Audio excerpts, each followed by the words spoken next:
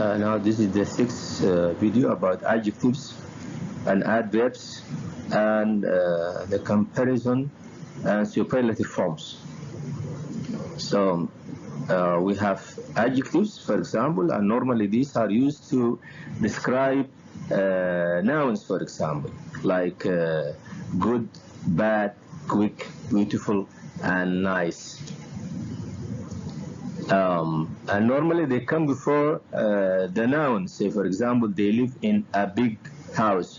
Big here is to describe the house, okay?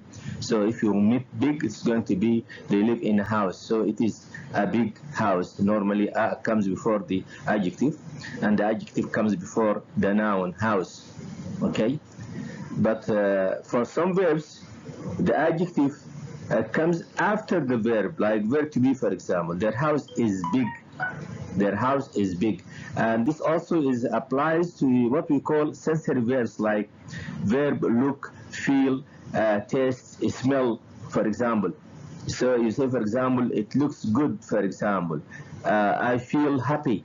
So these are sensory verbs, and normally the adjective comes after, not before the noun. It comes after the verb, okay? Here, go here to the adverbs. Normally the adverbs, normally you have the adjective and then you add ly to the adjective, for example. So for example, nice, you say nicely, quick, quickly, bad, badly. Good is irregular. So when you say good, the adverb is well, the good well, مثلا, for example. He writes well. He is a good writer. He writes well. This is irregular. Okay, so we have some irregular adjectives and adverbs. So normally you add ly to the adjective, and then you add ly is going to be an adverb. Example, she listens carefully. And carefully here, the adverb is to describe how the way she listens, describe the verb, how the verb happens. She listens carefully. How does he drive? He drives badly. This is the way he drives, okay? He's a bad driver, like he drives badly. This is the way. So this is the difference between adverbs. Add, here you have, and verb. So to describe how the verb happens or how the action takes place.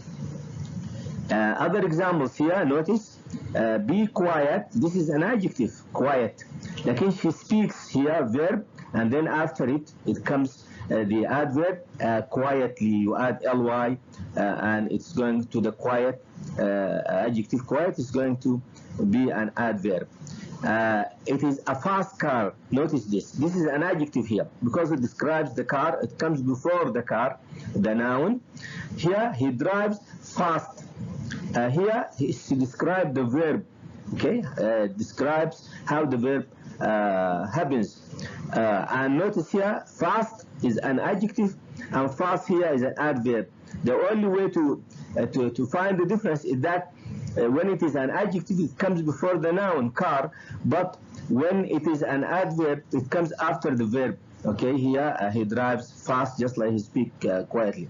So this is one way to find the difference between fast as an adjective and fast as an adverb. Okay, now we come to the comparison. As I mentioned before in our lessons, normally the comparison is between two people, two things, or two places. Okay, so two people, for example, Fatima and Aisha only. So Aisha or Fatima is taller than Aisha, or Aisha is shorter than Fatima. So here you have the adjective and then you add er. This is for some of the adjectives, not all of them, but just we stop here.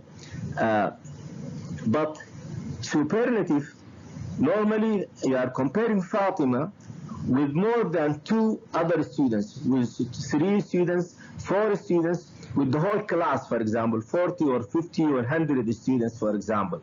So, and Fatima is the tallest one in the class. And notice here the use of the before the adjective, where you add est for the superlative. Okay, and notice normally in the superlative statements we have a prepositional phrase in the class of all the students and so on. So pay attention to this. Again, pay attention to the difference between the comparative form and the superlative form. Okay, in the comparative normally you find than and you find er. You add er to the adjective.